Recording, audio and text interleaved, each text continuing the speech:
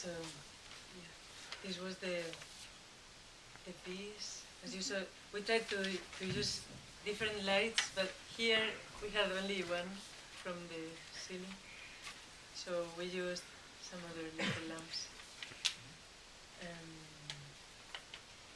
Kathy is our wardrobe designer.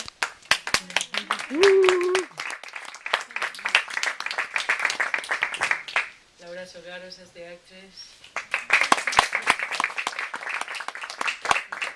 Sylvie Jensen as our mezzo. Megan Schubert, our soprano. And Eva Guillamón, our stage director. So, do you want to explain, Kathy, do you want to explain about the show, the costumes? Sonia asked me to say something about why I designed the costumes the way I did. And first of all, I met Sonia at iPark, which is an artist residency program, and she was composing music at iPark, and I was a visual artist. I'm not really a costume designer, but a visual artist, and I built sculptures of women out of bamboo with big skirts, so this was appropriate to my style of work. And it's difficult to explain my work without showing images, which is how I usually present my work, but I usually work outside and build structures. I'm very interested in structures and how clothing fits women and how dresses make these beautiful geometric shapes. So when Sonia told me about this piece and asked me if I wanted to make some costumes for it, it was a bit like puzzle. It was, well, I asked her questions, what do you have in mind? How many people? What is the shape? And she told me it was a triangle. I didn't know about the triangle fire until I read about it. I went online, I looked at the images of the women, and the triangle fire was in 1911, so this is the centenary year. And I looked at the costumes, and basically the women had these big puff sleeves and very constricted kind of clothes. And so the first thing that came to my mind about making costumes is that I wanted to make costumes that showed the way women were so rigidly constricted by society, by the economy, by their jobs, by their backgrounds, and how when they were working in these factories, like the Triangle Shirtwaist Factory, they had no mobility. So that's why I designed these two pieces, that the singers would sit in the costumes where they had very little space. They couldn't move. Like this costume, she could move around, but even this costume, she's corseted into her job situation, her life, and her costume. And then at first we had considered having them all white. We started thinking about, would these women be ghosts or spirits or dead or alive, and how would we show this? And when I first made these costumes, they were too white, and so this character didn't stand out. So the newspaper idea actually sort of represents the way the fire was represented by the newspapers at the time. It was in newspapers all over the United States about the fire, and so making it out of newspaper was quite appropriate. The framework is bamboo, basically covered in newspaper, and that's basically what we had in mind. We wanted to have a shape of a triangle, which we couldn't quite do on this stage. And so things change, but basically that's how I came up with this design. We thought also about adding a sewing machine on the skirt, because they are doing the sound of the wheel, no? The wheel of the sewing machine, and the movement, no? The movement of the wheel, the sewing machine. But finally, we decided not to add the sewing machine. The paper sewing machine. It kind of evolves as we were going. Yeah, and the other idea too was that when the singers came out of their costumes, they were already burning, and the black sort of symbolizes the ashes and darkness of the fire. And I did want the costumes to remain as sort of sculptural elements once they moved away from them. So that's why they were necessarily that rigid also. Like leaving them as a snake skin. Yeah.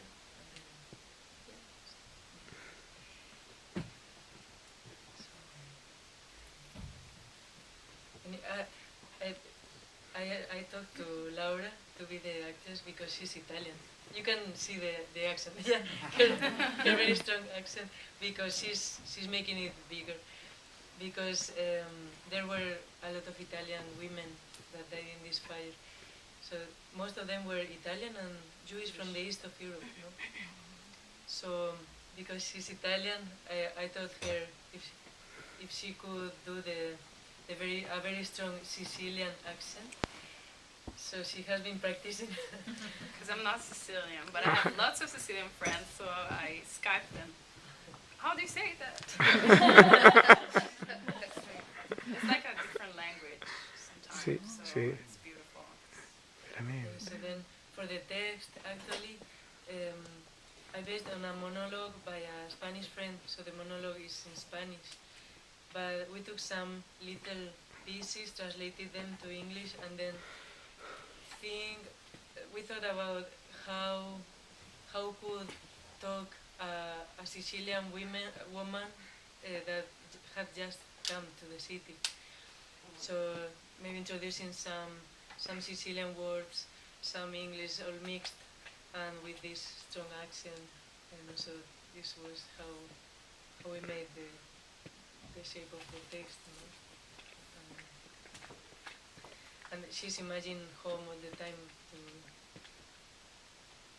I don't know, to try to forget these hard conditions of work. You know? So she's imagining the sea, her country. Do you have any questions? Well, this is an open rehearsal. Yeah, this is an open rehearsal. This is not open. Yeah, please. Congratulations, I think it was wonderful. Why so short? Because I think you get so involved in the play, no? I think you're very good transmitting the anguish and the anxiety that they and suddenly it's like it's over so soon. Why didn't you try to keep it a little bit longer? The thing is that because these pieces that I told you that these composers that are studying in NYU have been writing these pieces for a couple of concerts that we are having. So the first concert will be on the 27th, next Sunday. And yeah, I forgot to write them on the papers. Yeah. Okay. So because in these concerts there will be other composers presenting pieces. Each piece needed to be 7-8 minutes long. It couldn't be longer. That's why it was so short, because I felt like to do it longer, no, but it wouldn't fit into these concerts that were the original thing. No? Do you think you might expand it? Do you think you might? Yeah, we should. Yes. Yeah.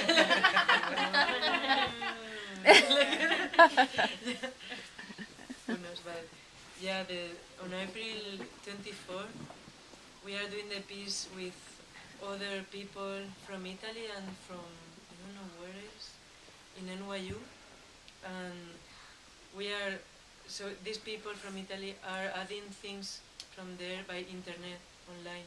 So they will be in a screen and they will be adding things to our piece.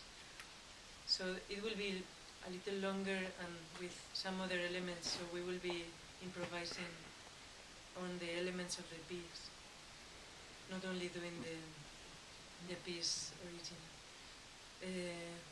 Yeah, I don't know, maybe to know about these concerts, there's my website, it is at the end, so, and there are the other triangle performances, or maybe you can leave your mail to me when we finish and we have this fantastic wine and cheese. And I send you the information about the next concert. Sonia, when they do the collaborative thing at NYU, will it be visual and audio? Will it be, so they'll be adding sound? There will be, yeah, they will be adding sounds and images. Yeah, they manipulate images from station, and usually they have 3 screens, so they manipulate the images there are 3 cameras that film the performance. So in the back you're seeing weird things, beautiful, very creative, and even the images that come from other parts of the world. Yeah, I know that Rome is going to participate, no? Yeah. People from Rome, from Italy, Yeah. and yeah, maybe from Madrid as well. Because she lives in Madrid usually, she came for it. So maybe we will be doing something on the beach. Okay.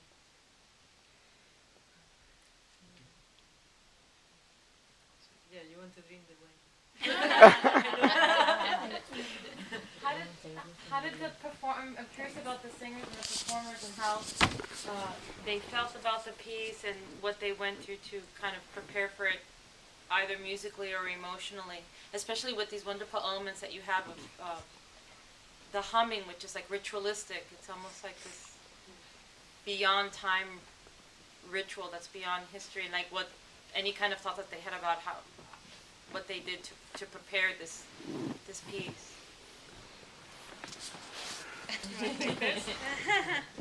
I don't know. I mean, the event is so tragic and really was horrible. And I was talking with somebody about it. She said it was like, for the people 100 years ago, it was like their 9/11. But it was, I think it was even worse, really, because it was the people who were there were so much closer to it, and they saw all these women, you know, jumping off the buildings and like dying on the sidewalk. So I don't know. For me, I can't really think about that when I do the piece.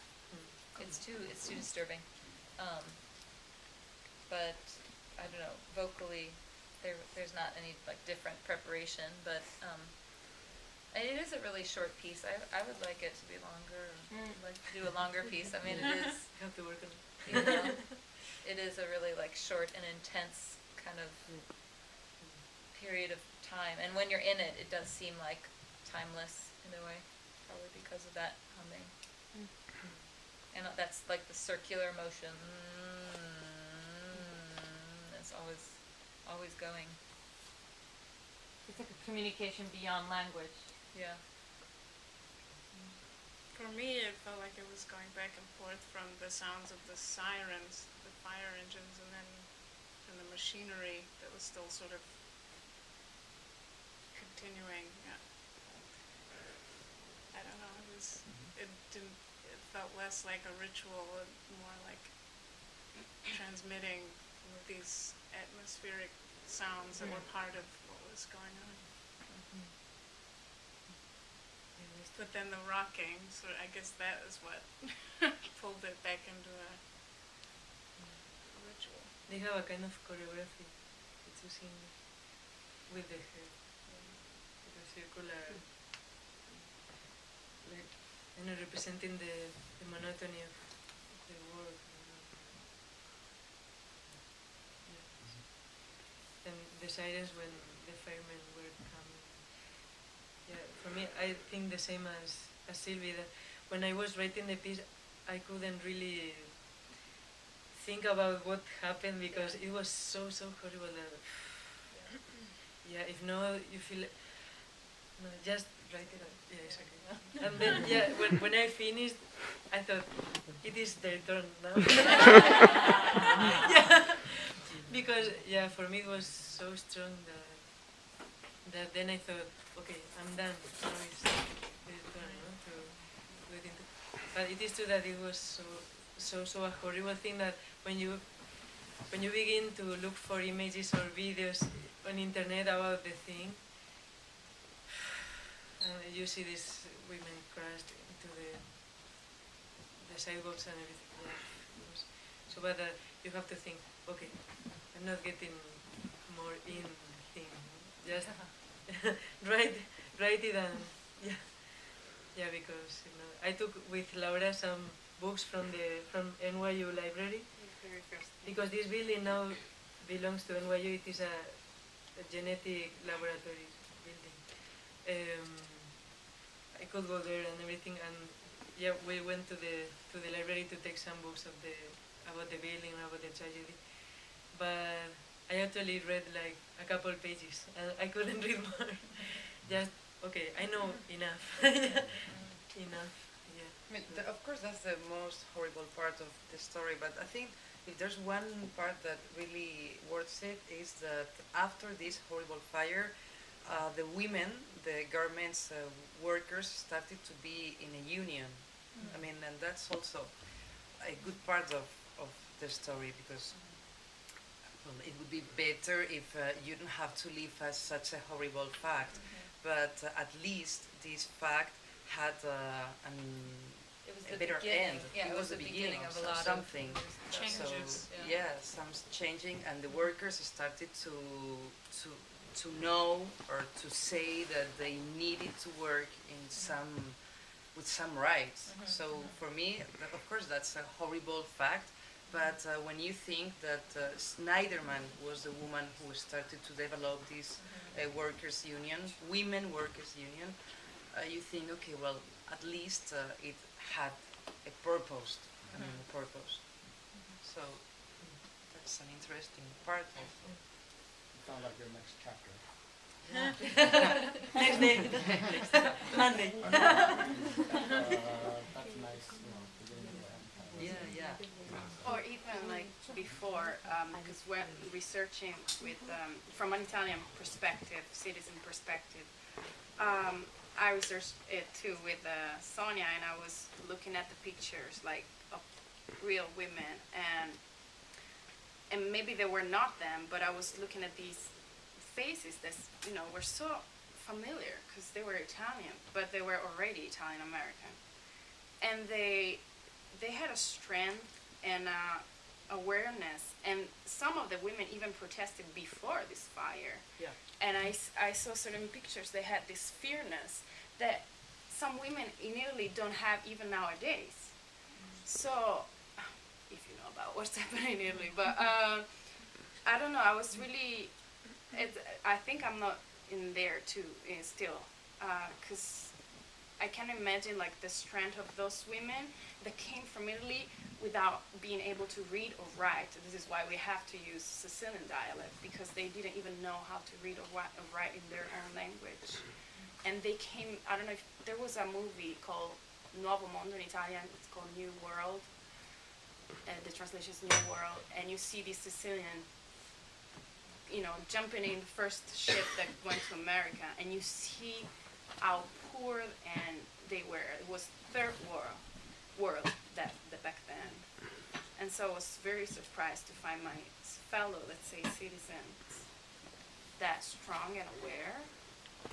I don't know, I really look up to the mere journey that they did and what they had to go through. And it was weird for me as an Italian citizen that moved here to study at NYU. So for a master's degree, and so, and they were in the same spot, so history, I don't know, it's a cycle, weird kind of cycle. So it would be very interesting to see their lives previously. I don't know. Sonia, you have to compose a lot. Porque la idea es componer lo de antes y lo de después. Eso es, ¿no? So the idea is to compose the thing, the life of them before and okay, yeah. Let's do it. Hagamos una hucha, Some money for the piece, no? Yeah, that's the idea. Yeah, because we just thought, I don't know, the monologue actually was doing this thing, no, before the fire and after, but just one day.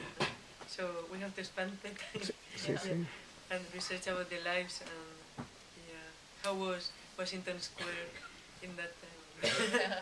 What did they do there? That's true. The timing of this piece is very interesting because of what's happening in Japan. I was thinking about that. Sí. It's a story to remember, and it's an important story. Yeah. It's also it's an ongoing component that we have to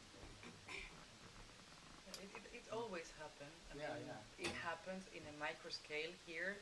Now in Japan we have this example in a very big scale compared to this. So, but it's always happening, no? We don't remember the risk of doing some things. Here, 146 women lost their lives, but in Japan, I don't know how many, but I'm sure Muchos there's more. miles. I was just telling my friend, I have a friend in Japan that I was trying to reach for a couple of days, almost 5 days. Finally heard from her today. You know, she couldn't reach her family, 4 days and everything. I was relieved to hear from her. And what surprised me was her speech, where she was, we need to be strong, we're going to be strong, we're going to get through this. And she was so filled with hope. I was kind of surprised that was, her response. So thank you for keeping in touch, that her, she was filled with, her letter was filled with like strength. I was kind of surprised about that. Yeah, but there's a different points between Japan and here. Oh, no, of right. course. But she was talking about the strength of the women, Yeah. And I was kind of, it was just a coincidence kind of thing. Yeah, that's true. But the thing is that in Japan, the nature has provoked it. Here, there were two owners. I guess Sonia told you before. I didn't.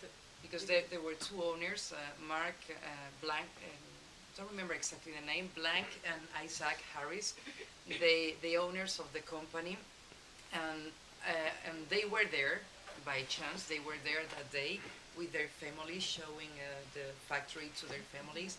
And when the fire started, they went out of the place and they locked all the exits, so the women couldn't leave the factory because the exits were closed, were locked by these two people. After, when everything finished, the jury found them guilty, so they were judged, but they were acquitted, innocent, and they had to pay only $75 per each victim. Dead victim. To the families. To the families, yeah, but for example, there were some women that could survive. So if you were damaged for anything, you didn't have this $75. So, I mean, of course, I don't want them to be killed or something like that, but they locked the doors for them not to, they didn't want the women to go out because they didn't want to risk that the fire would be out also. So it was a crime. It wasn't an accident. It was actually a crime. Like I was researching in these days, watching videos, and another data that maybe I didn't share with you, and I remember reading it when I studied American history, and that was the fact that maybe there were two other fires that started like previously, because and that was the third one, because they wanted to get insurance money. And that wouldn't surprise me. That would not surprise me at all. Because they do it even nowadays. The New York get Times insurance. had an article, and you can find it in the internet also, that says that this fire could be also provoked on purpose by one engine of these sewing machines. So the New York Times thought also that it could be made by someone's hand. For insurance in the building. Yeah. And that wouldn't surprise me at all, because they wanted to reconstruct it, and in fact that they changed the facade. Yeah, well, anyway, as in everything, there's a lot of hidden history. So. I believe it to be a fact. I just feel it. Any other question? I'm going to have something. Bravo.